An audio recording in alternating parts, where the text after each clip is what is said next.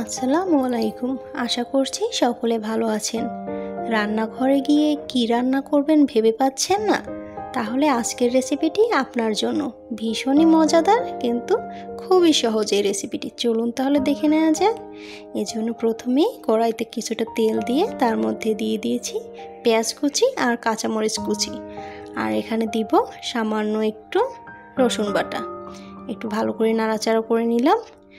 এখন দিব হলুদ গুঁড়ো, সামান্য একটু লাল মরিচের গুঁড়ো, পরিমাণ মতো লবণ, আর দিয়ে দিলাম বেশ কয়েকটা চিংড়ি মাছ। চিংড়ি মাছটা দিয়ে নাড়াচাড়া করে চিংড়ি মাছটাকে একটু ভাজা ভাজা করে নেব। চিংড়ি মাছটা ভাজা হয়ে গেলে এখানে দিয়ে দেব ঝিঙা। এখানে ব্যবহার করছি ঝিঙা কুচি। ঝিঙাটা দিয়ে একটু ভালো করে নেড়ে চেড়ে নিতে হবে। এই রান্নাটায় কিন্তু আমি কোনো ধরনের পানি ব্যবহার করছি না।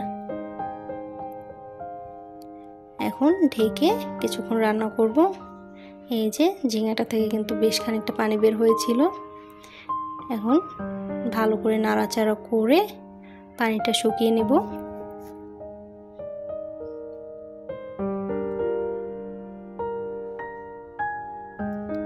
পানিটা যখন কিছুটা শুকিয়ে আসবে, এ পর্যায়ে এখানে কিছুটা জিরা গুঁড়ো দিয়ে দিলাম। জিরা গুঁড়োটা দিয়ে আবার বেশ কিছুক্ষণ নাড়াচাড়া করে নিতে হবে, যখন পানিটা শুকিয়ে তেলটা বের হয়ে আসে।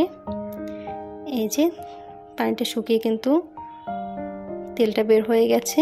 এ পর্যায়ে এটাকে চুলা থেকে নামিয়ে নেব। এই যে দেখুন, দেখতে কতটা লোভনীয় লাগছে। অবশ্যই কিন্তু বাসায় ট্রাই করবেন। ভিডিওটি ভালো লাগলে লাইক, কমেন্ট, সাবস্ক্রাইব করে পাশে থাকবেন। Thank you.